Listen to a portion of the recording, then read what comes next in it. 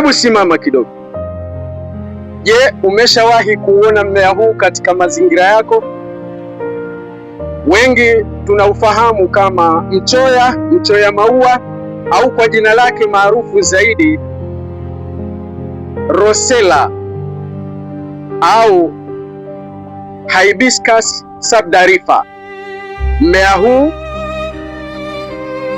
na majani yake ya kipekee na vikombe vyake vyekundu vilivyochongoka ni zaidi ya pambo katika bustani yako. Ni duka kamili la dawa asilia.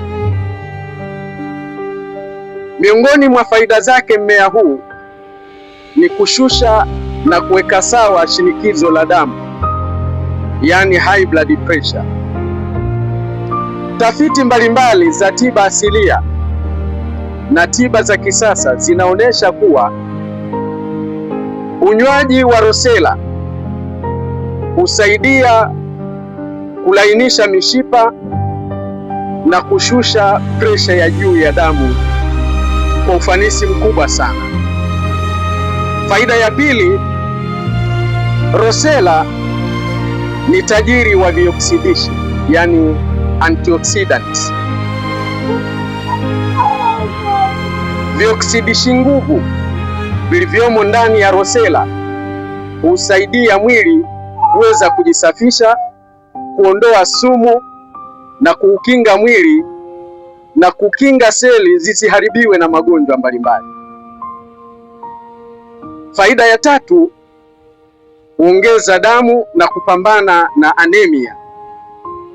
Kwa wale wenye changamoto ya upungufu wa damu, wekundu wa Rosella ni kiashiria cha utajiri mkubwa ulionao wa madini ya chuma na vitamini C vinavyousaidia mwili kufyonza madini hayo kwa urahisi. Faida nyingine ya Rosella husaidia mmeng'enyo wa chakula. Je, una tatizo la tumbo kujaa gesi au kutokupata choo vizuri? Ukitumia Rosella husaidia kulainisha mfumo na kuweza kupata choo kwa urahisi. Ili upate matokeo mazuri,